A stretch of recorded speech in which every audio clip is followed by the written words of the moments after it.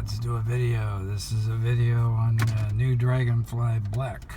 That would be the AudioQuest DragonFly Black. The significance of black is that this particular one is low power and is going to work with something like an iPhone with only their little camera adapter. This is the camera adapter, and all this does really is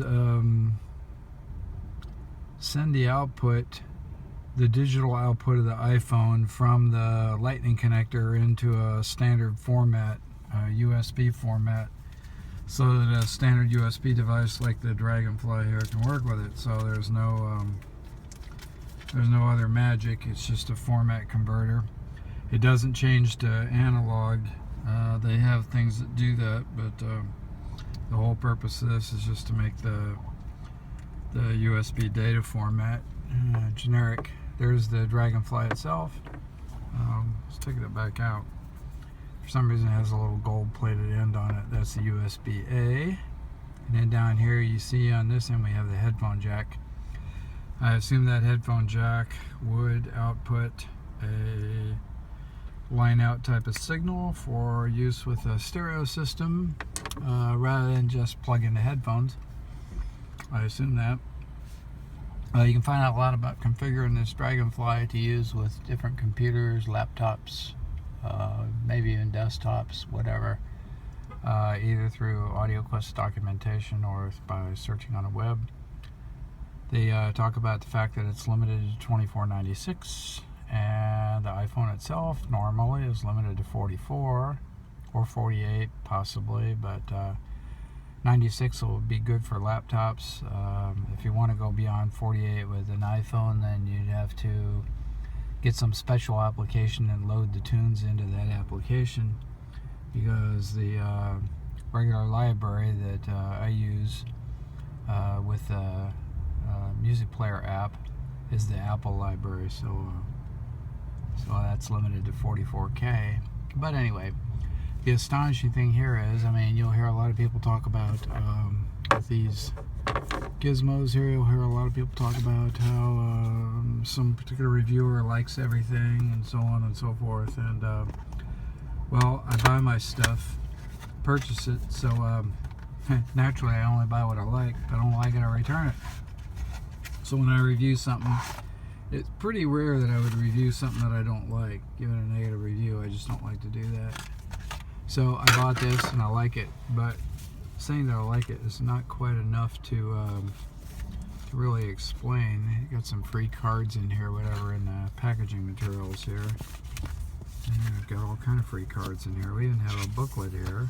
There's probably some warnings about frying yourself with electricity, but this again is a very low power thing to use with portable devices. Here's my receipt from B&H, and we can see here, if you look on here, it's $99. Okay, that's what I gave for this, which is a really good deal. The original DragonFly was around $250. Eventually they got a version 1.2 out for $150, and this DragonFly Black is $99. They have a DragonFly Red, I think it is. It's $199. It requires more power than this low-powered DAC. Supposedly, I guess it was supposed to sound better or provide more power output to your headphone or whatever. For some odd reason, this device, even though it's passive, there's no power in here. And same with this right here, even though they're passive. For some reason, I seem to get louder volume on my phone with that plugged in than otherwise, and that may just have to do with the quality of the signal and how the DAC cleans up the signal. But anyway, we got a lot of instructions here in this book telling you how to set the thing up and so on, and then you can find it on the web also. So all that's really good. Now the sound, to describe it exactly, I probably can't, but when I first tried it out, I thought that the sound, it was like somebody turned on one of those space enhancers for headphones. You know, a space enhancer like, I don't know, crossfade, and all those other DSPs that they have that make headphones sound more spacious or more natural or whatever. And people are all the time talking about soundstage with headphones. Anyway, it sounded amazing, and without it, the sound kind of got flat. And I don't mean flat in frequency response. I mean flat like a nice ice cold beer where the fizz is all gone out of it, and it's flat now. So anyway, it makes an astonishing difference, and I don't think even people who are not familiar with these things are going to miss it. I mean, it's I got an Oppo HA2, costs $300. Of course, it was engineered for the iPhone, so it has special conversion stuff built into it. This is not made with any special coding for iPhone. That's why it requires the camera adapter right here. So this is a generic USB device that will work with any computer and probably any phone if you got the right adapters for it. But anyway,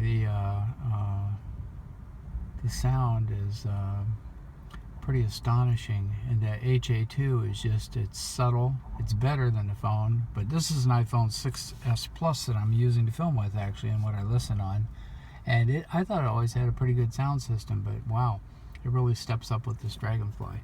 I'll say flat out here that anybody who tries this is going to notice an astonishing difference between their phone with and without this Dragonfly, and it's as simple as that. Now, whether you like the sound or not, I don't know. You know, maybe if the sound got brighter or something, you wouldn't like it. Kind of hard to tell, but a lot of that depends on your headphone too. At the moment, I'm actually using a very low-cost headphone, which is a Marshall Major 2, fairly recent, and you just plug that in here like so, and then plug that into the phone or whatever else you want to plug it into on that end, and there's your entire gadget right there. The headphone going into the Dragonfly, going into the adapter, and right into the phone. So you're not going to use the headphone jack on the phone at that point. This is going to replace the entire sound system of the phone. Anyway, that's pretty much it. There's not much else to say here. A nice little box with the literature, and you get the Dragonfly, and you get a, if I can find it here, there's a little cap goes on it, and so when you take this back apart, and you can put the cap right onto the Dragonfly's USB port to protect that. So there we go. Now we got that in protected, although the hole's still open here. You don't want to get any dust in there, so probably best to put it inside of something like a little plastic wrapper or whatever. That's what I do. I put it inside a little plastic wrapper, then wrap a rubber band around it, and then it's completely protected from dust. So that's my quickie look at AudioQuest DragonFly Black, and the DragonFly Black means that it's the low-powered version that sells for $99, and some people even have said that it may sound as good as or even better than the $199 version, but of course I'm not going to buy that because I don't have any need for it. So here's my review. Thank you very much.